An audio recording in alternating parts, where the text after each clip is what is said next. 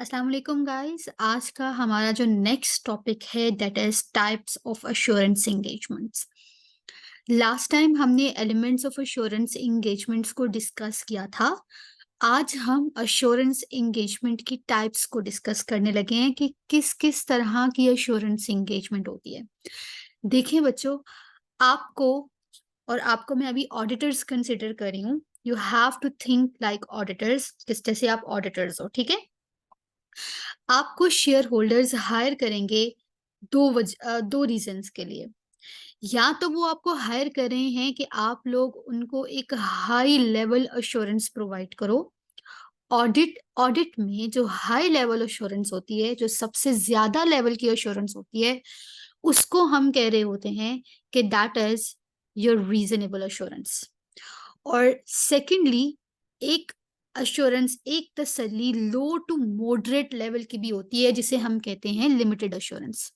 सो ये दो टाइप्स हैं अश्योरेंस एंगेजमेंट की।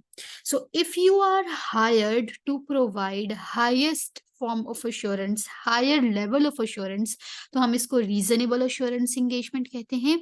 और अगर आपको हायर किया जा रहा है low to moderate level of assurance के लिए, ज्यादा हाई लेवल ऑफ अश्योरेंस के लिए नहीं, तो हम उसको लिमिटेड अश्योरेंस कहते हैं। अब आप लोग ये सोच रहे होंगे कि हमें कैसे पता लगेगा कि हमने किस तरह की अश्योरेंस प्रोवाइड करनी है। तो आपको शेयर होल्डर्स बताएंगे। क्वेश्चन में अगर आपको शेयर होल्डर्स ने कहा है कि आप रीजनेबल अश्योरेंस के मुझे बताएं कि क्या ये किस तरह की होती है, तो आपको पता होना चाहिए कि इसके फीचर्स क्या हैं। ठीक है। सो रीजनेबल अश्योरेंस में आप हाई लेवल ऑफ अश्योरेंस देते हो।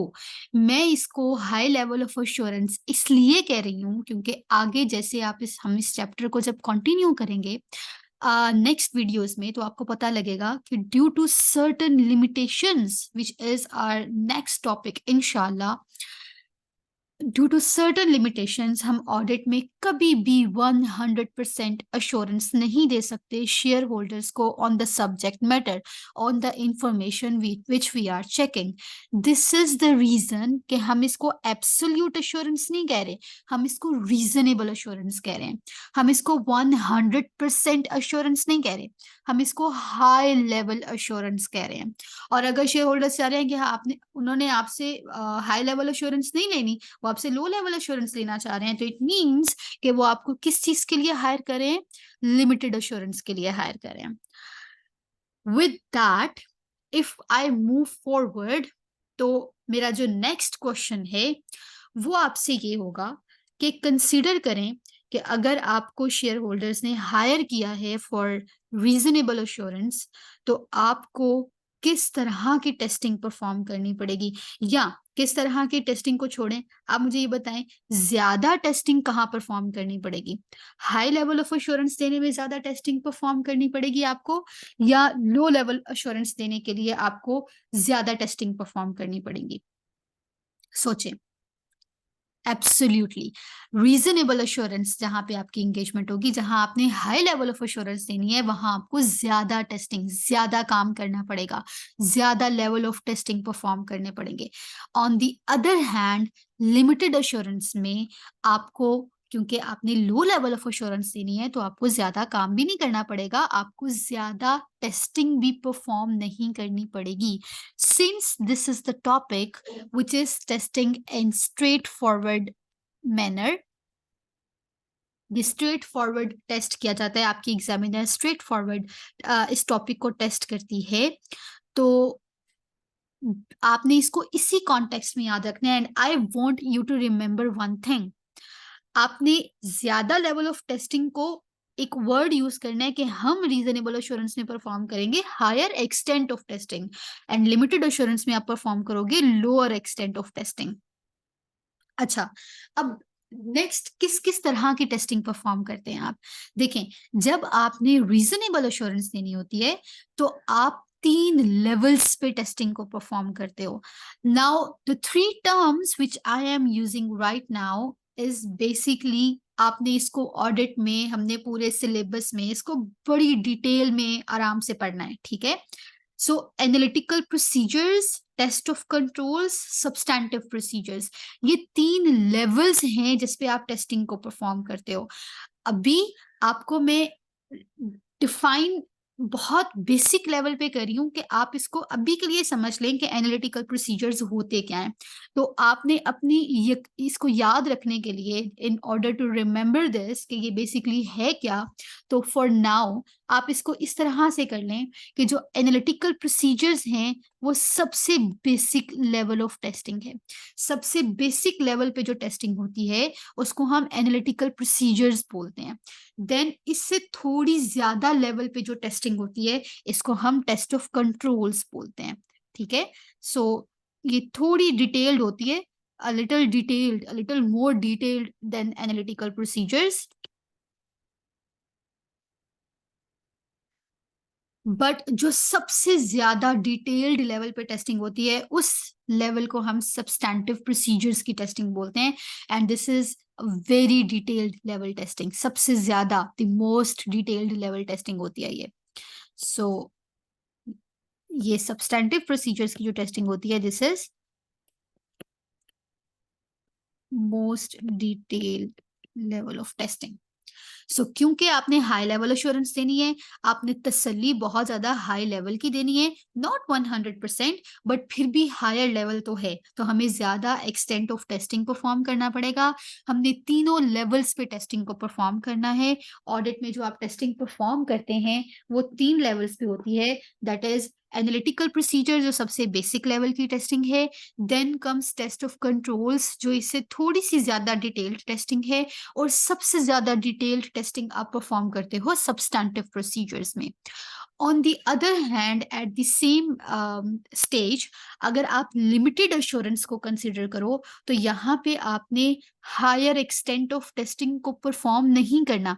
वाई? बिकॉज आप अश्योरेंस हायर लेवल की नहीं दे रहे हो ना, आप assurance low to moderate level की दे रहे हो, तो आपने टेस्टिंग भी फिर लोअर एक्सटेंट में परफॉर्म करनी है। फिर यहाँ पे हम क्या करते हैं कि हम यहाँ पे जस्ट एक बेसिक लेवल की टेस्टिंग परफॉर्म कर लेते हैं, जैसे मैंने अभी बताया जो एनालिटिकल प्रोसीजर्स होते हैं, और मैक्सिमम हम इंक्वायरीज रन कर लेते हैं मैनेजमेंट के साथ। हम क्वेश्चंस पूछ लेते हैं मैनेजमेंट से कि फॉर एग्जांपल आपका रेवेन्यू पिछले साल से 10% इंक्रीज हो रहा है, 10% इंक्रीज हो रहा है, तो क्या वजह है? आपके एसेट्स में इतना चेंज आ रहा है तो क्या वजह है? ठीक है, तो हम मैक्सिमम इंक्वायरीज रन कर लेते हैं मैनेजमेंट से और उसको डॉक्यूमेंट कर लेते हैं, अगर ऑडिटर्स लिमिटेड अश्योरेंस एंगेजमेंट को परफॉर्म कर रहे हैं। Now my next question is कि आप लोगों के ख्याल में फी कहाँ ज्यादा चार्ज करोगे आप? रीजनेबल अश्योरेंस में ज्यादा फी चार्ज करोगे या लिमिटेड अश्योरेंस में ज्यादा फी चार्ज करोगे? सोचें। Yes, your answer should be कि हम रीजनेबल अश्योरेंस में ज्यादा फी चार्ज करेंगे। लेकिन ऐसा क्यों है? हम रीजनेबल अश्योरेंस में फी ज्यादा चार्ज क्यों करेंगे? क्योंकि हम ज्यादा काम कर रहे हैं। यस, क्योंकि हम ज्यादा higher extent of testing perform कर रहे हैं। देखें, हम ऑडिटर्स सर्विस इंडस्ट्री से बिलोंग करते हैं ना, हम ऑडिट परफॉर्म करते हैं तो बेसिकली हम सर्विसेज दे रहे होते हैं। तो जो भी सर्विस बेस्ड इंडस्ट्रीज होती हैं वो जो फी चार्ज करती हैं वो किस बेसिस पे फी चार्ज कर रही होती हैं? वो वर्क के कितना काम परफॉर्म करना पड़ रहा है, कितना टाइम लग रहा है, और कितनी एफर्ट पुट करनी पड़ी है। सो आपके रीजनेबल अश्योरेंस एंगेजमेंट में आप ज्यादा काम परफॉर्म करते हो, तीनों लेवल्स पे टेस्टिंग करते हो, हम एनालिटिकल प्रोसीजर्स भी परफॉर्म करते हैं, हम टेस्ट ऑफ कंट्रोल्स भी परफॉर्म करते हैं, हम सब्सटैंटिव प्रोसीजर लेवल पे भी एक्सट्रीमली डिटेल्ड टेस्टिंग भी करते हैं। तो हमारा काम ज्यादा है, हमारा टाइम ज्यादा कंज्यूम हो रहा है, हमारी एफर्ट्स ज्यादा लग रही हैं, सो हम ज्यादा फी भी रीजनेबल अश्योरेंस में चार्ज करेंगे। On the other hand limited assurance में लेस फी चार्ज करोगे क्योंकि as compare to reasonable assurance आपका टाइम, वर्क एंड एफर्ट कम लग रहे हैं as compare to your reasonable assurance.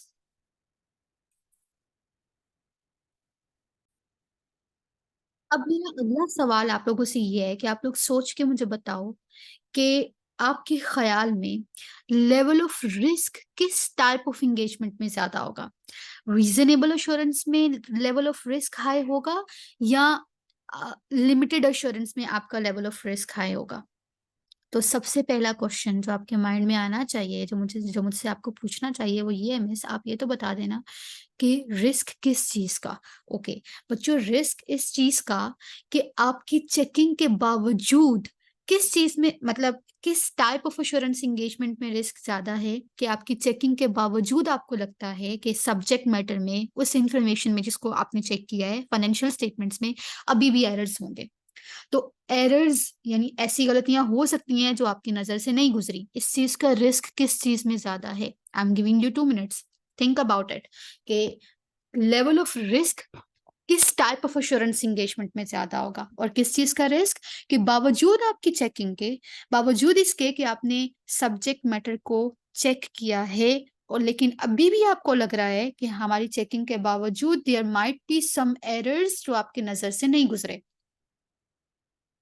Yes बच्चों, लेवल ऑफ रिस्क ज्यादा होगा कहाँ पे? आपके पास लिमिटेड अश्योरेंस में, और लेवल ऑफ रिस्क लोअर होगा रीजनेबल अश्योरेंस में। व्हाई? क्योंकि लिमिटेड अश्योरेंस में आप परफॉर्म करते हो लोअर लेवल ऑफ टेस्टिंग। तो जब आपने टेस्टिंग ही कम परफॉर्म की है, आपने चीजों को चेक ही लेस डिटेल में किया है, तो वहां पे ज्यादा चांस है कि आपकी चेकिंग के बावजूद एरर्स वहां पे रह जाएं। क्यों? रीजनेबल एश्योरेंस में तो आप higher level of testing perform कर चुके हो ना, आप तीनों लेवल्स पे टेस्टिंग को बहुत डिटेल में परफॉर्म कर चुके हो, तो कम चांस है कि उसमें एरर्स हों as compare to limited assurance.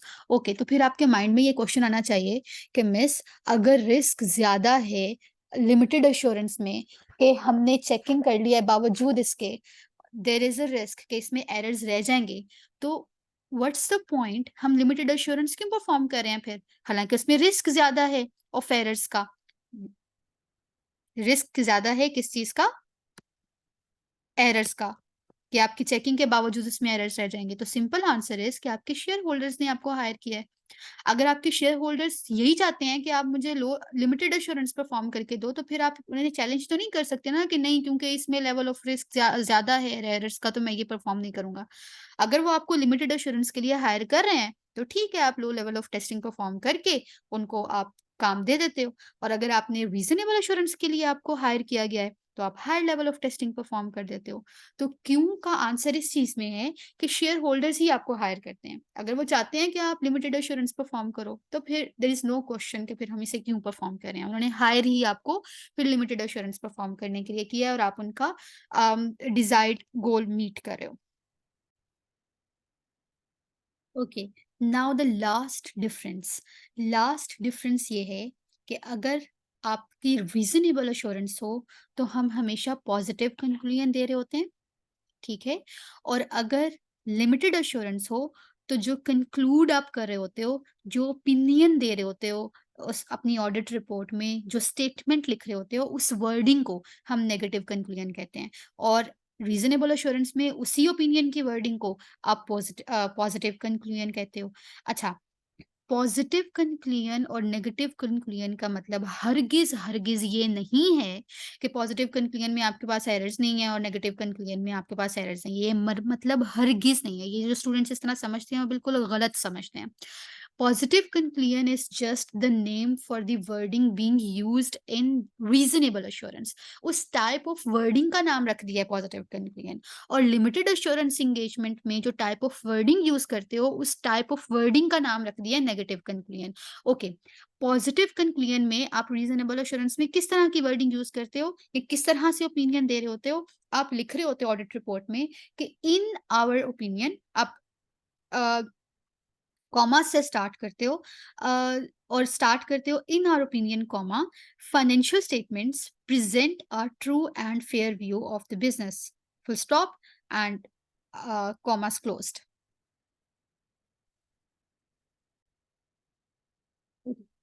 Commas और कोटेशन मार्क जो भी आप इसे कह दें, आप कोटेशन मार्क से स्टार्ट करेंगे। In our opinion comma financial statements present a true and fair view of the business, ये वर्डिंग है पॉजिटिव कंक्लूजन की। और नेगेटिव कंक्लूजन की वर्डिंग आप किस तरह से लिखते हो कि nothing has come to our attention to suggest that financial statements are misstated. अब ना मैं आपको 2 मिनट दे रही हूँ बच्चों, आप इन दोनों की देखो, इंग्लिश में तो फ़र्क है दोनों की स्टेटमेंट का, लेकिन क्या मीनिंग में भी कोई फ़र्क है? पॉजिटिव कंक्लूजन में आप कह रहे हो कि हम हमारे ओपिनियन में financial statements true and fair हैं, let's say.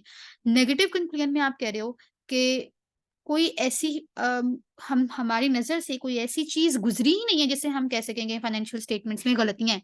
Financial statements are मिसस्टेटेड, ऐसी कोई चीज़ हमारी नज़र से नहीं गुज़री।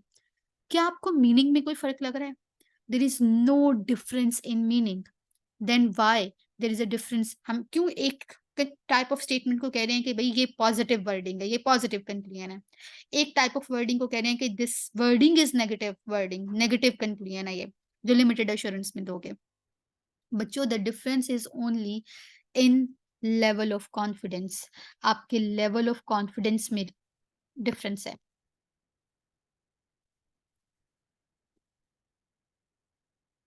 जब आप पॉजिटिव कंक्लूजन वाली वर्डिंग लिखते हो, तो your level of confidence is higher. जब आप नेगेटिव कंक्लूजन वाली वर्डिंग लिखते हो, तो आपका लेवल ऑफ कॉन्फिडेंस इज़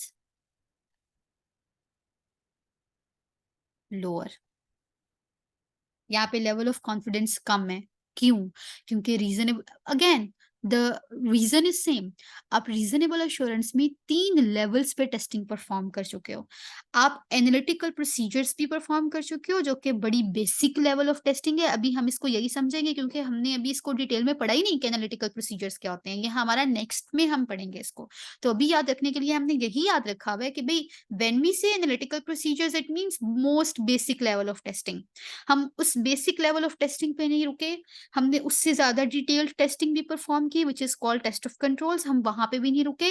हमने एक्सट्रीमली डिटेल्ड टेस्टिंग भी परफॉर्म की which is known to be as substantive procedures. तो जब आप इतने लेवल ऑफ टेस्टिंग परफॉर्म कर देते हो, तो फिर उसके बाद जब आप अपना कंक्लूजन देते हो सब्जेक्ट मैटर पे, तो उसमें आपका फिर कॉन्फिडेंस भी हाई होना चाहिए। और उस हाई लेवल ऑफ कॉन्फिडेंस को शो करने के लिए आपकी वर्डिंग भी वैसी होनी चाहिए। आप स्टार्ट ही in our opinion comma financial statements एक एक्टिव स्पीच में करोगे कि हाँ भई ये ट्रू एंड फेयर पिक्चर दे रही हैं या नहीं दे रही। लेट्स से अगर यहाँ लिखा होता in our opinion financial statements do not present a true and fair view, तो तब भी ये पॉजिटिव कंक्लूजन की वर्डिंग है। जब जब भी आपकी स्टेटमेंट स्टार्ट होगी in our opinion comma financial statements present this and this is positive conclusion की वर्डिंग बिकॉज आपका level of confidence is high.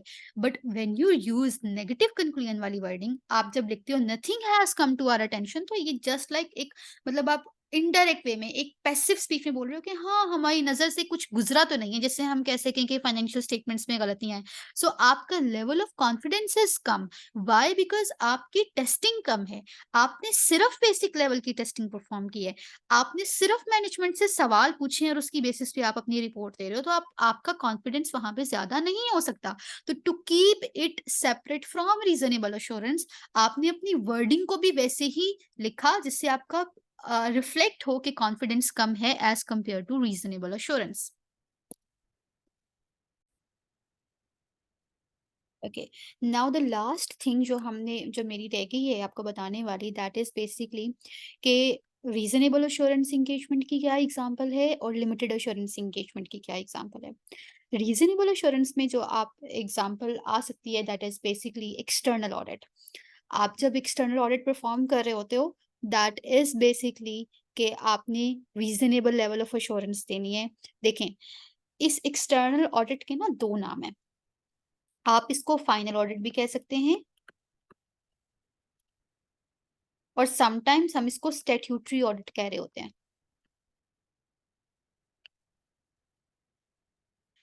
जब हम लिस्टेड एंटिटीज का ईयर एंड पे एक्सटर्नल ऑडिट परफॉर्म करते हैं, एंड व्हेन आई से एक्सटर्नल ऑडिट, इट मींस सारी 5 की 5 फाइनेंशियल स्टेटमेंट्स का ऑडिट, और उसपे हमने रीजनेबल एश्योरेंस देनी होती है। और जब भी आप लिस्टेड एंटिटीज का ऑडिट परफॉर्म करते हो पांचों फाइनेंशियल स्टेटमेंट्स का, बिकॉज उनके लिए रिक्वायर्ड है, वो स्टॉक एक्सचेंज मार्केट में लिस्टेड है, उनके लिए कंपलसरी है ऑडिट करवाना, उनके लिए रिक्वायरमेंट है बाय लॉ। दैट्स वाई हम उनके एक्सटर्नल ऑडिट को स्टैट्यूटरी ऑडिट भी कहते हैं। So this is for listed entities. लेकिन प्राइवेट कंपनीज भी अपना ईयर एंड पे ऑडिट करवा सकती हैं, वो भी एक्सटर्नल ऑडिट होता है, लेकिन वो एक कंपल्सरी नहीं है, वो उनके लिए रिक्वायरमेंट नहीं है बाय लॉ, ना ही वो स्टॉक एक्सचेंज मार्केट में लिस्टेड है। सो हम उनके प्राइवेट कंपनीज के एक्सटर्नल ऑडिट को फाइनल ऑडिट कहते हैं। But the thing is, when you perform external audit, तो एक्सटर्नल ऑडिट में आप 5 की 5 फाइनेंशियल स्टेटमेंट्स पे अपनी reasonable level of assurance provide करते हो, high level of assurance provide करते हो। So that's why external audit आपके लिए एग्जांपल होगा रीजनेबल एश्योरेंस की। ऑन द सेम हैंड, आपकी लिमिटेड एश्योरेंस एंगेजमेंट में आपकी एग्जांपल हो सकती है रिव्यू एंगेजमेंट। अब फर्क क्या है एक्सटर्नल ऑडिट में और रिव्यू एंगेजमेंट में, अब आपको ये ज्यादा अच्छे से समझ आएगा। देखो, एक्सटर्नल ऑडिट में आपने ऑडिट परफॉर्म करना है सारी फाइनेंशियल स्टेटमेंट्स के ऊपर, लेकिन जरूरी नहीं है कि रिव्यू एंगेजमेंट 5 की 5 फाइनेंशियल स्टेटमेंट्स का हो। फॉर एग्जाम्पल, आप सब ऑडिटर्स हो, पार्टनर्स हो, आप सब PwC के, ठीक है, और आपके पास एक कंपनी के शेयर होल्डर्स आते हैं और वो कहते हैं कि देखें, हमने ना तो ज़रूरी है रिव्यू एंगेजमेंट के ये साल के एंड पे हो, ये in the mid of the year भी हो सकती है, ठीक है, यानी आफ्टर 6 मंथ्स भी रिव्यू एंगेजमेंट्स हो सकती हैं। एक्सटर्नल ऑडिट तो आपका ईयर एंड पे होता है ना, ठीक है, रिव्यू एंगेजमेंट 6 मंथ्स के बाद भी हो सकती हैं। शेयर होल्डर्स आते हैं और वो आपको कहते हैं कि हम सिर्फ अपने करंट एसेट्स को चेक करवाना चाहते हैं इन डिटेल, आप इसे रिव्यू करके हमें बता दो, ठीक है। तो व्हेन दे से कि आप सिर्फ हमें करंट एसेट्स चेक करके बता दें, इसको रिव्यू कर दें, तो इट मीन्स कि ये 5 फाइनेंशियल स्टेटमेंट्स का ऑडिट नहीं है, ना ही ये ईयर एंड पे है, वो जस्ट एक एरिया रिव्यू कराना चाह रहे हैं। इट मीन्स कि दैट इज रिव्यू एंगेजमेंट। इस पे आप उतना लेवल ऑफ टेस्टिंग, उतना लेवल ऑफ वर्क परफॉर्म नहीं करोगे जितना आप 5 फाइनेंशियल स्टेटमेंट्स का ऑडिट करने में परफॉर्म करोगे। So that is an example of review engagement, ठीक है।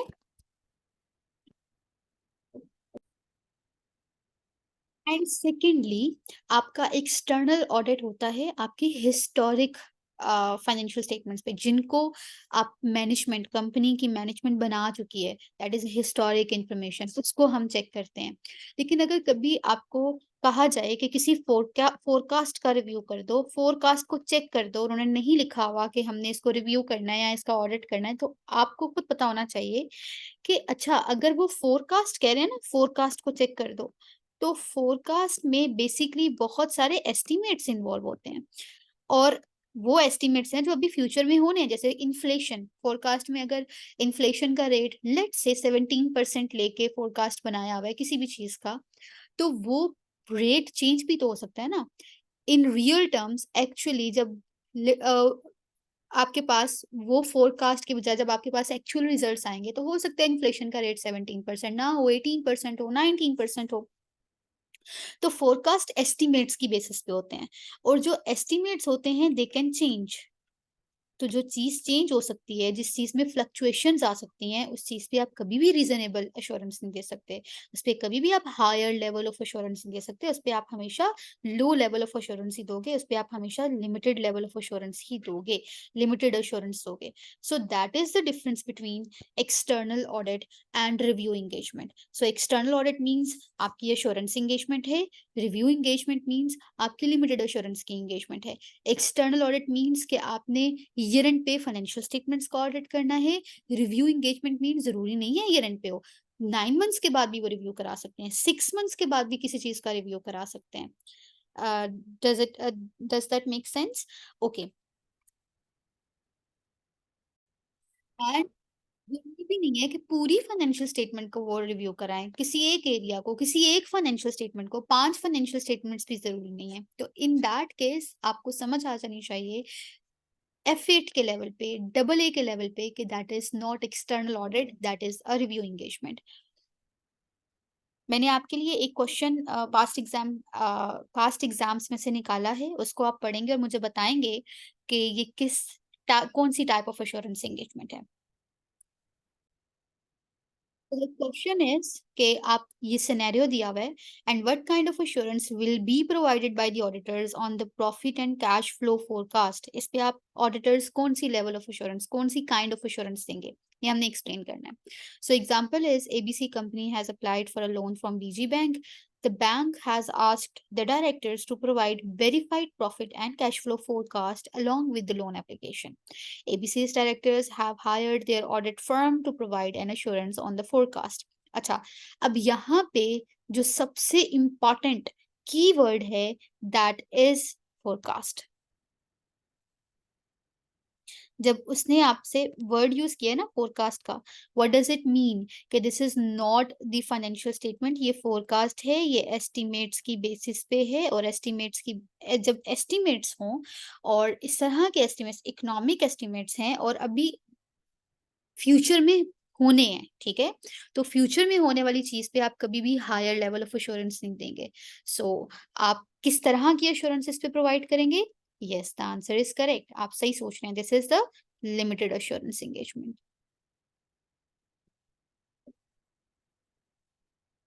और आप इस पे low to moderate level of assurance देंगे। आप इस पे lower extent of testing perform करेंगे, यानी सिर्फ basic level of testing which is substantive analytical procedure. Basic level of testing का वर्ड मैंने यूज किया है आपको समझाने के लिए, ठीक है? आप एग्जाम में जो लिखोगे that is substantive analytical procedure, sorry, analytical procedures का आप लोग वर्ड यूज करोगे, plus inquiries from the management, ठीक है? आपकी फी इसमें कम होगी। ओके, सो वो सारे डिफरेंसेस जो आपको अभी ऊपर करवाए हैं, एग्जामिनर स्ट्रेट फॉरवर्ड डिफरेंस भी पूछ लेती है कि what is the difference between reasonable assurance and limited assurance. तो आपने एग्जैक्ट यही टेबल, एग्जैक्ट यही डिफरेंसेस के साथ एक्सप्लेन करना है इसको। आई होप आपको इसकी अच्छे से समझ आई होगी। If you have any queries, if you have any questions, please note it down, let me know and I will answer you इंशाल्लाह। अल्लाह हाफिज।